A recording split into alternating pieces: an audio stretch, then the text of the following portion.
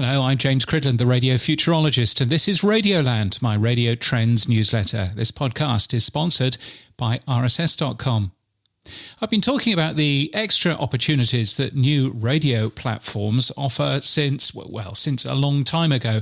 And while the Americans have sadly stopped innovating in radio, as far as I can see, and I have evidence linked in my blog post today that they stopped 19 years ago, other parts of the world are still offering much more interesting and exciting output. Additional choice is what's driven radio's success in much of Europe. Radio's digital platforms, both the internet but also DAB, offer significant extra choice that allows broadcasters to grow brands, not just stations, and sometimes to offer additional choice for advertisers. So it is with Global's WSQK, a real radio station available on Real Broadcast Radio in London and online worldwide, offering a choice of a radio station from the 1980s in Hawkins, Indiana. WSQK is, of course, an advertising vehicle for Stranger Things, the Netflix series that's just returned for a new and final season. But here's the thing, it's done so well. And it highlights how the creatives who work in good radio companies can always get closer to fans in a way that no one else can. Global's WSQK is a full 24/7, 6-week-long radio station deep into the Stranger Things universe, and everything on it is perfect. The station has 1980s sounding jingles, it has DJs right through the day, it has features like the Rewind at 9, it has news at the top of the hour during the day, and of course it has commercials as well for businesses in Hawkins. Everything has been thought of, and everything has been carefully recreated to keep you in the Stranger Things universe. The only way you'd know that you're listening to something a little different is the jingles, which say Global and Stranger Things present. And that's it. No cheesy voiceover telling you to watch Stranger Things, nothing to take you out of the moment. You're being treated as an adult, dear listener, and quite rightly. Here's a little bit.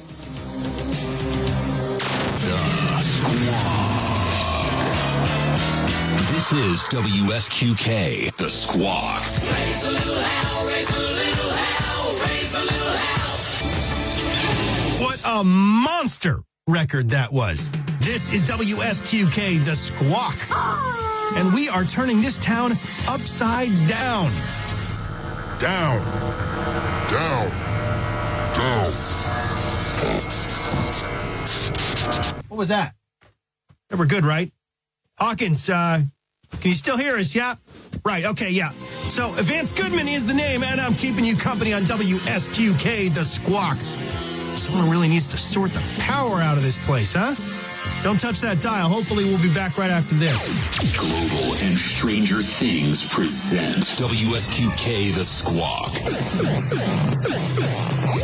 Think you've got what it takes to top the leaderboard? Then get down to the Palace Arcade in downtown Hawkins. We've got Dig Dug, Galaga, Dragon's Lair, and the all-new Tempest. Bring your quarters, bring your friends, and bring your A-game. This week's top of the leaderboard is Mad Max. Can you unseat our champ? The Palace Arcade, where Hawkins plays to win. This is the Squawk, WSQK. All Wipeout. Yes, the station even sweats the little details, as Radio Today says. To replicate the authentic 80s sound, WSQK is being processed using a vintage Innovates FM250 audio processor. These were released in 1983, it says, and were in use across thousands of stations across the world during the latter part of the 80s. It genuinely sounds like it. It's a high-energy, slightly smeary compressed sound, just like I remember from Hallam when I used them when I was on the air. Now, I'm not a Stranger Things watcher, but the rest of my family are, and every single element was accompanied in the car by, oh, so-and-so worked here in season 2, or, oh, this song was played when blah-de-blah. They loved it even more than I did. And if you listen closely, you'll notice a not very big music catalogue. It only plays songs from the show, and there haven't been too many of those. The voice track DJs never name any of the songs that they're playing, or give any time checks, or any frequencies, come to that. And the commercials never mention place names or prices. The jingles are the Anorak Say, the WCBS mixes of the K-Hits 2016 package from Real World. But none of that takes you out of the moment. The production is excellent. Punchy voiceovers, great jingles, segued properly in the playout system to deliver the fast sound that was around in those days. The writing of the commercials, of the news bulletins, of the DJ breaks are on point and very well done. No AI seems to have been abused here as far as I can hear. WSQK is on air until the series finale on the 1st of January. Do take a listen and bottle that for your own radio station.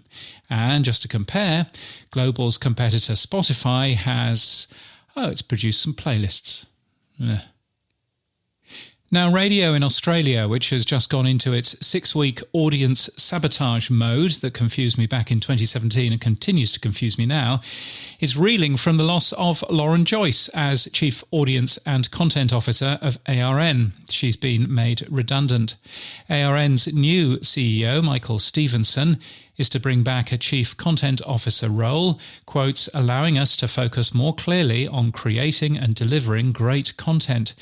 Meanwhile, Kyle and Jackie O's $20 million a year show delivered worse figures in both Sydney and Melbourne this time around.